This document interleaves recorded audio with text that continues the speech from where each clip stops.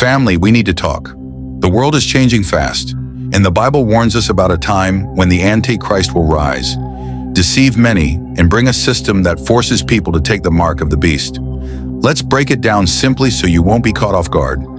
First, the Antichrist will deceive. 2 Thessalonians chapter 2, verses 3-4. Let no man deceive you by any means, for that day shall not come, except there come a falling away first, and that man of sin be revealed, the son of perdition, who opposeth and exalteth himself above all that is called God. So what's this saying? Before Jesus comes back, there's going to be a big turning away from God.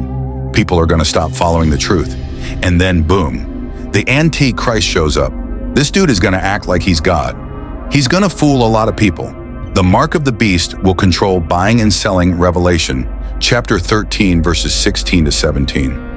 And he causeth all, both small and great, rich and poor, free and bond, to receive a mark in their right hand or in their foreheads, and that no man might buy or sell, save he that had the mark or the name of the beast or the number of his name. This right here, this is wild. The Antichrist is going to bring in a system where if you don't take his mark, you can't buy food, can't pay rent, can't do business. They're going to make it seem like you need this mark to survive, but taking it means choosing him over God. 3. Jesus wins in the end. Revelation 19, verse 20. And the beast was taken, and with him the false prophet that wrought miracles before him, with which he deceived them that had received the mark of the beast, and them that worshipped his image. These both were cast alive into a lake of fire, burning with brimstone. So what happens to the Antichrist and his crew? They lose, straight up. No matter how powerful he looks, Jesus comes back, shuts it all down, and throws them into the lake of fire. End of story.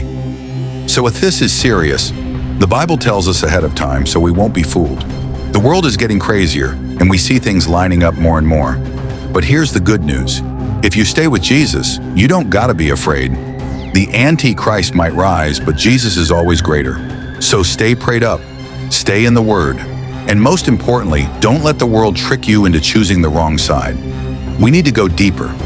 Last time we talked about how the Antichrist will rise, deceive many, and introduce the mark of the beast. But what happens before all that? How do we know it's close? Let's break it down with one key verse. 1 John 4:3. And every spirit that confesseth not that Jesus Christ is come in the flesh is not of God. And this is that spirit of Antichrist, whereof ye have heard that it should come, and even now already is it in the world. Now this is deep. A lot of folks think the Antichrist is just one man that shows up at the end.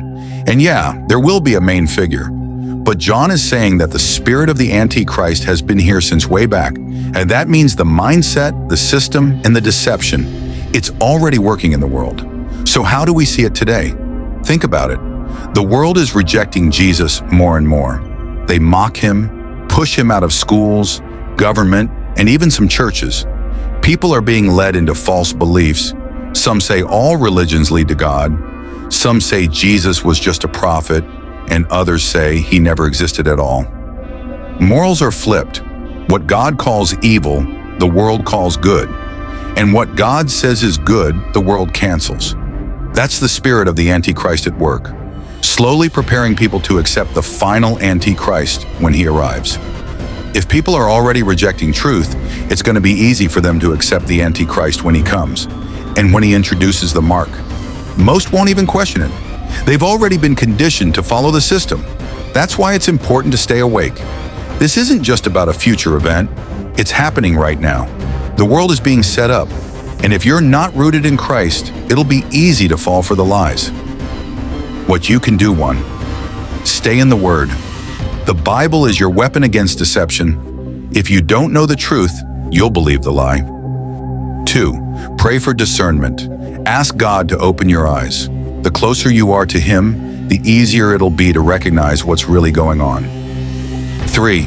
Stand firm in faith. Don't let the world pressure you into compromise. The Antichrist system thrives on fear, but with Jesus, we have nothing to fear. Family, the signs are here. The Antichrist hasn't fully stepped onto the scene yet, but his spirit is already running the show. Don't be fooled. Stay strong in Jesus and don't let the world shape your beliefs.